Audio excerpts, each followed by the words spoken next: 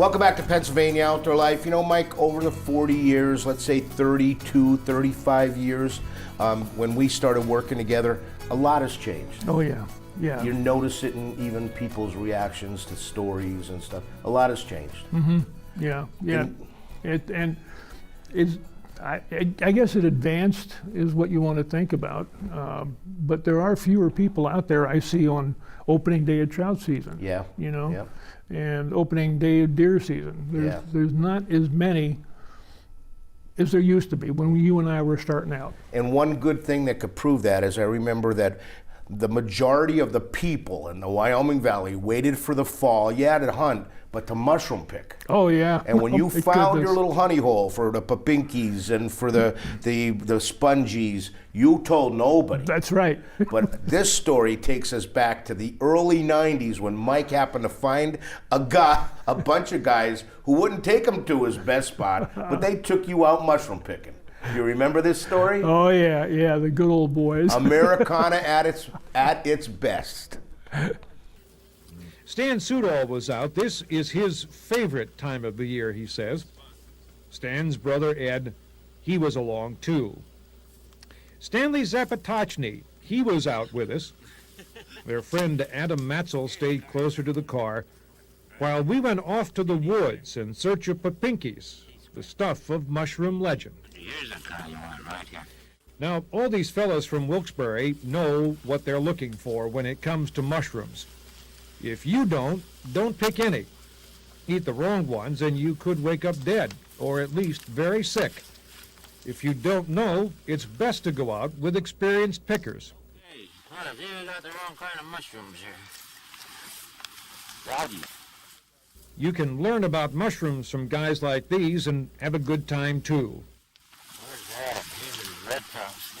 Oh, yeah, see. Oh, now there's some nice papinky. Oh, you see this one, Mike? Yeah. You see the collar around there? Right in here? Right underneath there, yeah. You see that collar?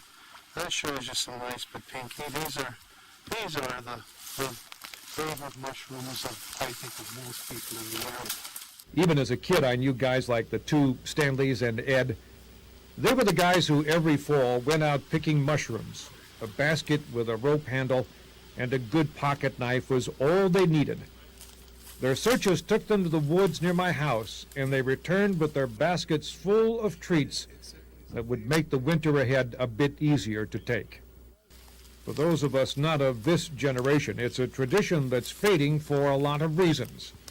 But these three guys are of the old stock, the kind that plants a garden, hunts whatever is in season, and picks mushrooms. It is as much a social thing as it is a way of life. My wife says don't bring no mushrooms home, you know? Why not? There's enough. She is tired of canning them.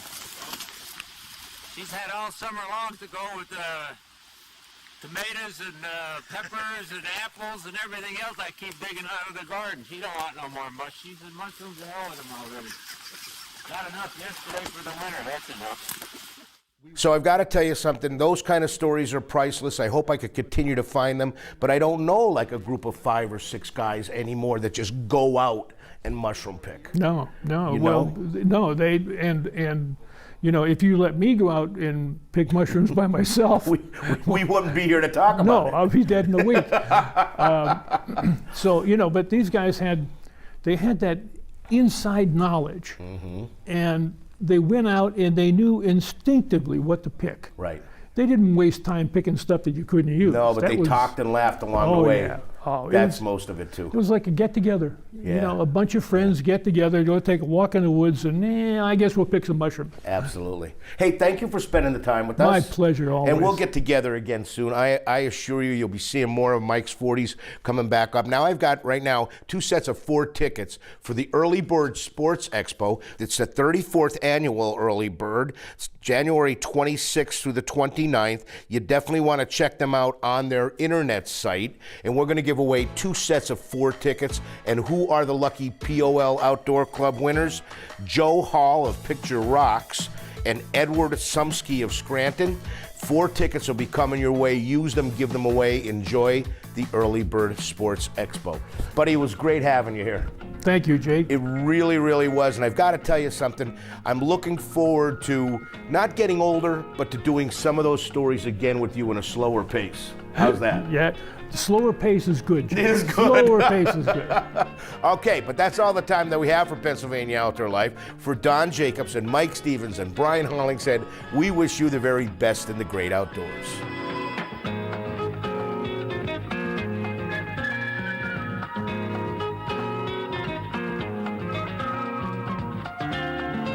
Pennsylvania Outdoor Life is a local presentation of WNEP TV.